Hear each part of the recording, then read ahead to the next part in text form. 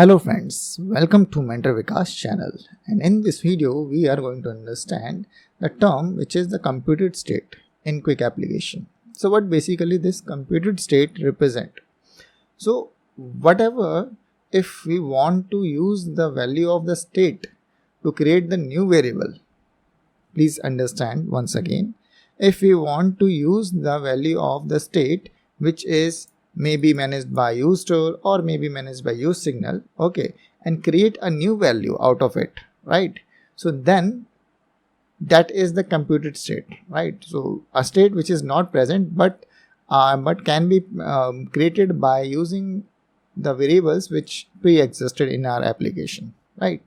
So in such situation we should go with a kind of state management, right? So how we can a kind of value that is already being managed in the state, and as these values changes it should create a new value, not for itself but for a new component or a new state, right? So such state is being managed with that use computed state, right? Such state is managed by this use computed method which is provided by the Qwik itself, right?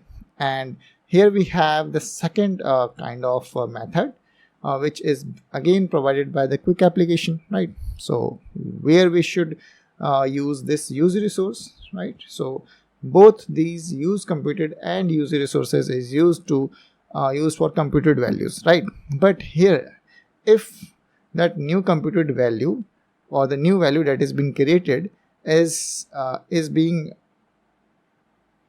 produced by the state present in our application, right? So that value is not coming from outside but it is already present in our application, right?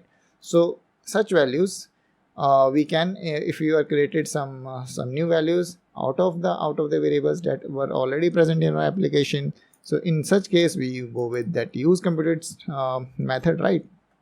But in that case, if I want to compute a new value which is not based on the value which is already being present in my Qwik application, but what should I do if I am depending on some other sources for my values, right? For example, if I have to make an API request to some another endpoint to get the data, and based upon that data I have to create a new value, right? So whatever the value is being coming from an API or from some external sources, right? So in such cases I should go with use resources, right? So in other words, you can also say like whenever I have to do a little bit of a computation, right, then I should go and prefer the use computed a kind of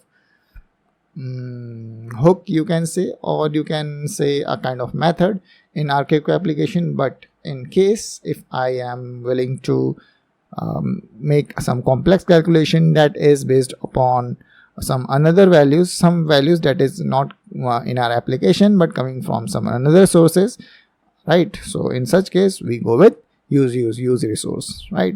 So in terms of the functionality, the use computed is a kind of synchronous function, okay? So it's work like a pure JavaScript synchronous function, right?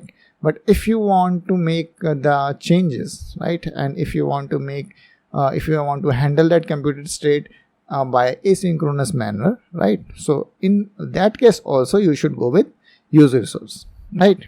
So as it is also written here, if that computed value is if you want to make that computed value by the use of asynchronous function, a kind of asynchronous function, right? So then you should also use resource. Or either if you want to fetch some kind of data from the external source, and based upon that data you want to find some location and all that, right? And such kind of function, such kind of task is simply being performed under by using that use resource, okay?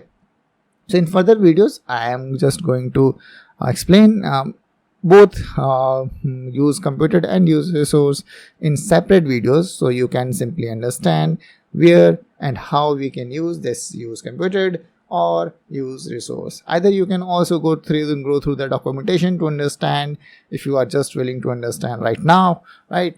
Or if you are just willing to understand with my videos, and then you can also do that, right? So if you like these videos and understand the concept, please give a thumb, and please subscribe to my channel if you had not subscribed till now, right? So for this video, I think this is enough, and we will meet you in our next video. There we will discuss about usecomputed in our Qwik application. So thanks and have a nice day and goodbye.